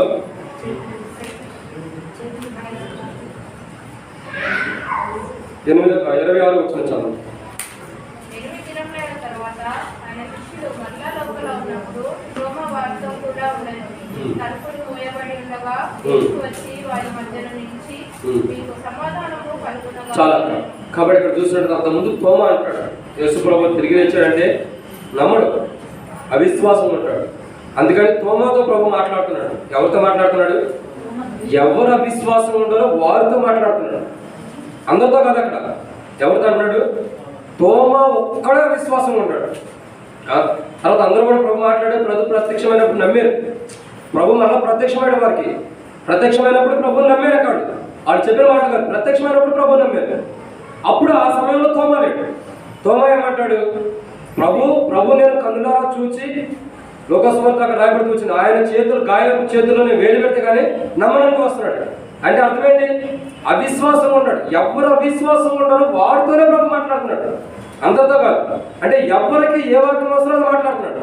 ఇక్కడ విషయాన్ని మనం జాగ్రత్త చూసినట్టే తోమా ఎలాంటి వాడంటే మొట్టమొదటి దినాల్లో తోమా ఎలా ఉన్నాడు?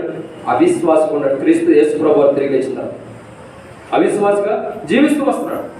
కాబట్టి దేవుని నమ్మట్లా తిరిగి లేచడానికి నమ్మకం లేదని అవిశ్వాసం ఎక్కువైపోతుంది. విశ్వాసం లేదు. విశ్వాసం ఉంటే దేవునికి ఇష్టడే, విశ్వాసం లేకుండా దేవునికి ఇష్టడంట అసాధ్యం. విశ్వాసం ఉంటేనే దేవునికి ఇష్టలేదు. ఇప్పుడు తోమ ఎలా ఉన్నాడంటే దేవునికి అయిష్టుడిగా ఉన్నాడు, దేవునికి అయిష్టుడిగా చేపడుతూ వచ్చాడు. దేవునికి అయిష్టుడిగా ఉన్నాడు కాబట్టి యేసు ప్రభువుకి ఇష్టం లేక అయిష్టుడైన వాడిని ఇష్టుడిగా చేయడం కొరకు మరలా తను ఉన్నప్పుడు ప్రత్యక్షమై, తోమా నువ్వెందుకు ఇలా అవిశ్వాసం ఉంటావు? విశ్వాసం ఉండు. ఇదిగో నా చేతుల్లో మేకులు పట్టినప్పుడు ఆ గాయాలు చూడాలన్నావు కదా, వాటిలో వేలు పెట్టడం కూడా అన్నావు కదా. ఇదిగో ఇప్పుడు వచ్చి ఈ చేతుల్లో వేలు పెట్టి చూడు, చూసి అప్పుడు నమ్ము. అందుకంటాడు కదా, చూసి నమ్మిన వారు కంటే చూడక నమ్మిన వారు ధన్యులు. కాబట్టి నువ్వు చూసి నమ్ముతున్నావు, నన్ను చూస్తేనే కానీ నువ్వు నమ్మనన్నావు. అంటే నీలో అవిశ్వాసం ఉంది. కానీ నన్ను చూడకోకుండా నమ్మిన ప్రజల్లో అవిశ్వాసం లేదు, విశ్వాసం ఉంది. అది ఒక మాట రాయబడుతుంది. ఎవరో ఒక వాక్యాన్ని చూసినట్లయితే, పేతురు యొక్క జీవితాన్ని చూసినట్లయితే పేతురు ఒక మాట అంటూ వస్తాడు. ఏం జరుగుతూ వచ్చింది పేతురికి? పేతురు యేసుక్రీస్తు ప్రభువారు నీళ్ళ మీద నడుచుకుంటూ వచ్చినప్పుడు పేతురు నడుచుకుంటూ వెళ్ళినంత ఒక మాట అంటాడు. పేతురు, అయ్యా నీవే అయితే నన్ను కూడా నడవడానికి అధికారం ఇవ్వనప్పుడు పేతురు రా అంటాడు. రమ్మన్నప్పుడు పేతురు నడుచుకుంటూ వచ్చిన తర్వాత సగం దూరం 2-3 అడుగులు వేయడంతోనే మునిగిపోతూ ఉంటాడు. మునిగిపోతున్నప్పుడు ప్రభా నన్ను రక్షించమన్నప్పుడు పేతురు ప్రభు అంటాడు, అవిశ్వాసి కాక విశ్వాసి అయ్యిండు. అవిశ్వాసుగా ఎందుకుంటూ వచ్చే పేతురు, నేనే నువ్వు నమ్మే కదా, నేనే తెలుసుకున్నావు కదా, మళ్ళీ ఇంతలోనే నీకు అవిశ్వాసం ఎందుకు వచ్చింది? ఎంత సమయం ఉండేది అప్పుడు? సంభాషణ జరుగుతుందంటే మినిమం 2 minutes కూడా జరగదు, 1 minute కూడా ఉండదు. ఈ ఒక్క నిమిషంలోనే నమ్మకం వచ్చింది, ఈ ఒక్క నిమిషంలోనే అపనమ్మకం, అవిశ్వాసం కూడా వచ్చేసింది. విశ్వాసం ఉన్నప్పుడు 2-3 అడుగులు వేశాడు. అవిశ్వాసం ఎప్పుడైతే మనసులో వచ్చిందో కూరుకుపోయాడు, మునిగిపోతున్నాడు. ప్రభు రక్షించమని ప్రభు తట్టు చూసినప్పుడు, ప్రభు ఎందుకు పేతురు అవిశ్వాసం ఉన్నావు, విశ్వాసం ఎందుకు జీవించలేకపోతున్నావు, విశ్వాసం కలిగి ఎందుకు ఉండలేకపోతున్నావు, అవిశ్వాసం ఎందుకు ఉన్నావు అని చెప్పి ప్రభు ప్రేమతో గద్దిస్తూ వస్తున్నాడు పేతురు. ఎప్పుడైతే పేతురు తనలో ఉన్న విశ్వాసాన్ని తీసివేసుకున్నాడు, అప్పుడు పేతురు యొక్క జీవితం మార్చబడుతూ వచ్చింది. కాబట్టి ఈ ఉదయకాల సమయంలో గుర్తుంచుకోవాల్సిన మరొక కోణం ఏంటంటే, యోహాను సువార్త 20:27 ప్రకారం తోమా యొక్క జీవితము అవిశ్వాసంగా ఉంటూ వస్తున్నాడు. ఇప్పుడు ప్రశ్న ఏంటి, మనం అవిశ్వాసం ఉన్నా విశ్వాసం ఉంటున్నాం? అవిశ్వాసులు ప్రభువును చూస్తే కానీ నేను నమ్మనంటారు, విశ్వాసులు ప్రభువును చూడకపోయినా నమ్మగలుగుతారు. నువ్వు చూసి నమ్మే స్థితిలో ఉండావా, చూడకపోయినా నమ్మగలిగినటువంటి విశ్వాస జీవితం. ప్రజలు ఆ దినాల్లో యేసుక్రీస్తు ప్రభువు పునరుత్థానాన్ని తిరిగి లేచిన తర్వాత ప్రజలు ఎలా ఉన్నారంటే, ఆయన తిరిగి లేచారన్న సత్యాన్ని విశ్వాస జీవితంలో పొందలేకపోతున్నారు, విశ్వాసంగా నమ్మలేకపోతున్నారు. మరి నీ జీవితం ఎలా ఉంది? సంవత్సరం గుడ్ ఫ్రైడే వస్తుంది, సంవత్సరం ఈస్టర్ వస్తుంది. ప్రతి సంవత్సరం నువ్వు సిలువ వేస్తున్నావు, సమాధిలో పెడుతున్నావు యేసు ప్రభువు. ప్రతి సంవత్సరం మళ్ళీ తిరిగి లేస్తున్నాడు, అంతేనా? అది కాదు. ఒకేసారి సిలువ వేయబడ్డాడు, ఒకేసారి తిరిగి లేచాడు. మన మీద ఆచారం అట్లా జరిగించుకుంటున్నాం. యేసు ప్రభువు ఒక్కసారి మృతి పొందాను, అటు తర్వాత పునరుద్ధరణ తిరిగి లేచాడు. మనలో కూడా అవిశ్వాసం ఉంటే, ఆయన తిరిగి లేచాడు పరిపూర్ణమైన నిశ్చయత మనలో లేకపోతే ఈ ప్రభు వల్ల పాల్గొన్న దేవుడు తిరుగుతున్న కోసం. ఆ దినాల్లో ప్రజలు ఎలా ఉన్నారంటే అవిశ్వాసిగా ఉన్నారు, అవిశ్వాసులుగా ఉన్నారు. కాబట్టి ప్రభు మరలా అవిశ్వాసం దగ్గరికి వెళ్ళి ప్రత్యక్షం మాట్లాడింది, అయ్యా నీలో ఉన్న అవిశ్వాసాన్ని తీసివేసి విశ్వాసిగా ఉన్నవారు. విశ్వాసులు కూడా మనం విశ్వాసులుగా ఉన్నామా? అవిశ్వాసులుగా ప్రభు వల్ల పాల్గొంటున్నామా? తోమ వలె పరీక్షించుకుంటాం. ఇంకా విశ్వాసులు అని చెప్పుకొని అవిశ్వాసులుగా పాల్గొంటే మన ప్రభు ప్రత్యక్షం అవ్వాలి. అలా ప్రత్యక్షం కాకముందే మనం వాక్యం ద్వారా సరి చేసుకుంటే విశ్వాసం ఉండాలి. కాబట్టి విశ్వాసం ఉన్నాము, అవిశ్వాసం ప్రభు వల్ల పాల్గొంటున్నాము, పరీక్షించుకున్నాము. మరొక మాట చూడాలండి, ఆయన పునరుద్ధరణ లేచిన తర్వాత ప్రజలు ఎలా ఉంటారు? లూకాసు సువార్త 24:30-31 లూకాసు సువార్త 24:30-31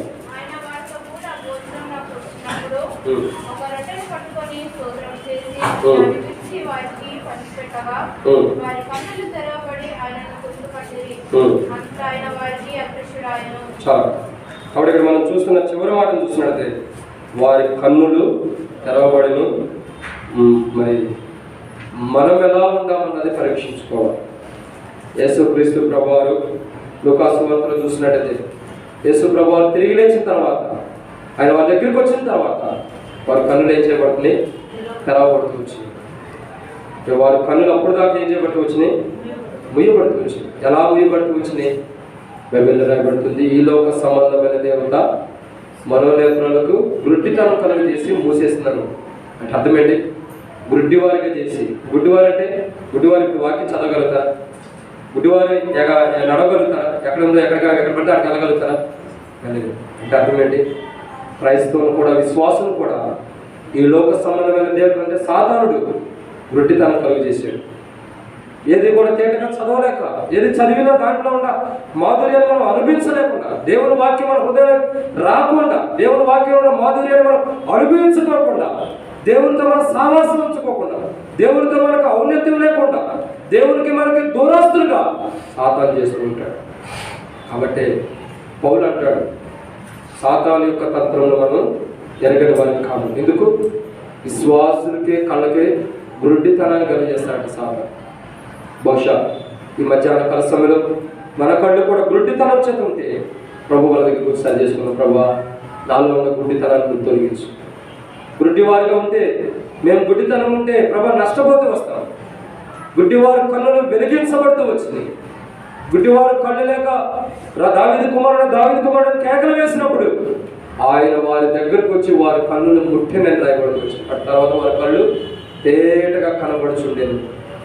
భవిష్య మధ్యాహ్న కాలం మనం వారు గుడ్డివారికి ఉంటే, ఆత్మీయమైన విషయాల్లో మనం గ్రహించలేని స్థితిలో గుడ్డితనం కలిగిన అనుభవం ఉంటే, దేవుడు మాట్లాడుతున్న, దేవుని వాక్యం చదువుతున్న, దేవుని వాక్యం వింటున్నా కానీ దేవుని వాక్యం మన హృదయంలో కూడా సాధారణంలో మన హృదయంలో మన కళ్ళకి గుడ్డితనం కలుగు చేసుకుంటే ప్రభు దగ్గరికి వద్దాం.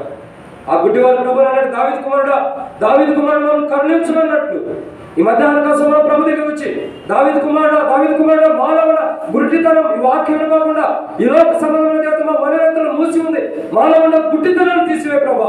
ఓ దావీదు కుమారుడ, మానవుడ గుడ్డితనం తొలగించి మమ్మల్ని ఖండించమంటే ఆ గుడ్డితనం కలుగు చేసినటువంటి లోకానుసారమైన దేవత యొక్క మననేత్రాలు మనకు ఏదైతే కలుగు చేసి ఉందో వాటన్నిటి గుడ్డితనాన్ని అంతటిని కూడా తొలగించి ఏం చేస్తాడు? తేటగా మనం దేవుని వాక్యాన్ని చూసేవాళ్ళం. వారు దావీదు కుమారుడు అనడంతోనే వారి దగ్గరికి ప్రభు వచ్చి వారిలో ఉండే గుడ్డితనం తీసేసాడు. మనం కూడా దావీదు కుమారుడు మమ్మల్ని కనించి మాలో ఉండే గుడ్డితనం తీసేసి మా కన్నులు కూడా తెరవబడినట్లు చేయమంటే మన దగ్గరకు ప్రభు వచ్చి మనలో ఉన్న గుడ్డితనం ప్రభు తీసేస్తాడు. ఒక మాట చూడండి, ఎవరికైనా చుక్కడాలంటారు తెలుసా మీకు? చుక్కడాలంటారు. మరి ఇక్కడ ఏమంటారు తెలియదు, కళ్ళకి తెల్ల పొరలాగా వచ్చేస్తాయి, నల్ల గుడ్డికి తెల్లగా వచ్చేస్తాయి, కనబడదు కళ్ళు ఏదో ఒకటి ఇక్కడ ఏమంటారు తెలియదు. కాబట్టి కనబడదు మనకి. మోతి బిందువులు అంటారు. కనబడక ఏమైపోతుంది? రెండు కళ్ళు కూడా ఇదైపోతుంది. ఒకటి పోయింది, రెండోది కూడా పోత స్టార్ట్ అయిపోయింది. ఇక కనబడదు. ఇక ఎలా ఉంటుంది?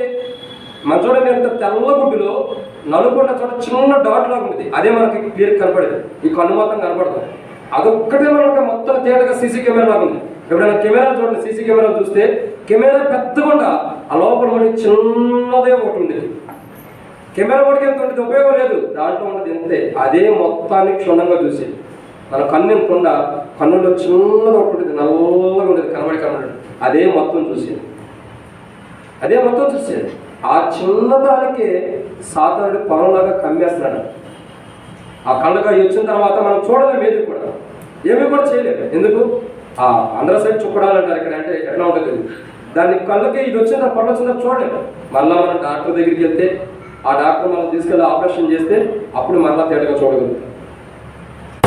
ఇప్పుడు పరమ డాక్టర్ యేసు ప్రభు, మనం యేసు ప్రభు దగ్గరికి వస్తే ఆ మనోనేత్రాలకు ఏదైతే పొరలుగా కమ్మి ఉందో దాన్ని ప్రభు తీసివేస్తాడు. తేటగా మన కళ్ళు కనబడ్డాడు, తేటగా దేవుని వాక్యం చూసినట్టు, తేటగా మనం పాపాన్ని విడిచిపెట్టి మంచి జీవితాన్ని జీవించినట్టు ప్రభు మనకు అనుగ్రహిస్తాడు.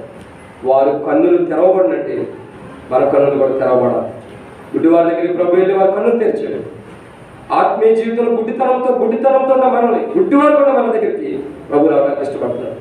మన కన్నులు కూడా తెరవడానికి ఇష్టపడుతున్నాడు. అలా ప్రభు మన కన్నులు తెరవాలంటే మనం ప్రభు దగ్గరికి రావాలి. ప్రభా, నాలో ఉన్న గుడ్డితనం ఎక్కడైతే ఉందో ప్రభా దాన్ని తీసివే. దావీదు కుమారుడు యేసుక్రీస్తు ప్రభు తిరిగి లేచిన తర్వాత ప్రజలు ఎలా ఉన్నారంటే గుడ్డితనం కలిగి ఉన్నారు. కలిగి వారిలో ఉన్న గుడ్డితనాన్ని ప్రభు తీసివేశాడు. వాళ్ళు యేసు ప్రభు దగ్గర రాబట్టి వారిలో ఉన్న గుడ్డితనం ప్రభు తీసేసాడు. మధ్యాహ్న కలశంలో మనం ప్రభు దగ్గరికి వస్తే ప్రభు మన దగ్గరికి వస్తాడు, మనలో ఉన్న గుడ్డితనం తీసేస్తాడు. ఆ దినాల్లో ప్రజలు ఎలా ఉన్నారంటే 7 విషయాలు. మొదటిగా యేసుక్రీస్తు ప్రభు పునరుద్ధారణ తెలియచిన ప్రజలు ఎలా ఉన్నారు? మొదటిగా వృత్తుల్లో ప్రభుని ఎదుగుతున్నారు. రెండోదిగా దేవుని గురించిన మాటలు నమ్మట్ల వెరివారికి అంటున్నారు. మూడోదిగా వారితో యేసు ప్రభు నడుస్తున్న గుర్తుపట్టలేకపోతున్నారు. నాలుగోదిగా అసమాధానం అనుకుంటారు. ఐదోదిగా వారిలో ఉన్న తప్పును ప్రభు గద్దిస్తున్నాడు. ఆరోదిగా అవిశ్వాసాన్ని విశ్వాసంగా చేస్తున్నాడు. ఏడోదిగా కన్నులు మొయ్యబడిన వారిని కన్నులు తెరుస్తున్నాడు. ఈ మధ్యాహ్న కాలంలో మన స్థితి కూడా అలా ఉంది. ప్రభు దగ్గర క్షమాపణ, ప్రభా నువ్వు పునరుద్ధారణ తిరిగి లేచిన నా జీవితం ఇలాగే ఉంటూ వచ్చిన ప్రభు నన్ను క్షమించని అడుగుతాం. మనం ఎక్కడైతే దారి దగ్గర అనుభవం ఉందో ప్రభు దగ్గరికి వచ్చేది ప్రభు మనం క్షమించిన కాక. అట్లాగే మౌనంగా ఎవరు కూడా అటు ఇటు కదలొద్దు, దిక్కులు చూడవద్దు. మరి మన వ్యక్తిగత జీవితాన్ని మనం పరీక్షించుకుంటూ ప్రభు వల్ల యోగ్యమైన వారు, సరిచేయబడిన వారు మనం ప్రభు వల్ల ఎవరికి వాళ్ళు పరీక్షించుకున్నాం. అశ్రద్ధ కలగవద్దు, ఏదో ప్రభు వల్లే పాల్గొనాలని ఆచారంగా రావద్దు, అలవాటుగా రావద్దు. ఏదో పాల్గొనాలనే అవిశ్వాసమని వస్తే దేవుని తీర్పు ఉంటుంది. వాక్యమే దేవుని మాట. ఆ మాట నేను వినలేని స్థితిలో ఉన్నప్పుడు, విననప్పుడు ప్రభు వల్ల పాల్గొన్న దేవుని తీర్పులోకి వస్తాం. జాగ్రత్త. మనం పరీక్షించుకున్నాం. మనం ఎలా ఉన్నామో, ఎలాంటి జీవితం కలిగి ప్రభు వల్ల పాల్గొనబోతున్నాం, ఎలాంటి జీవితం కలిగి ప్రభు వల్ల చేయబోతున్నామో ఒక్కసారి మన జీవితం పరీక్షించుకుందాం.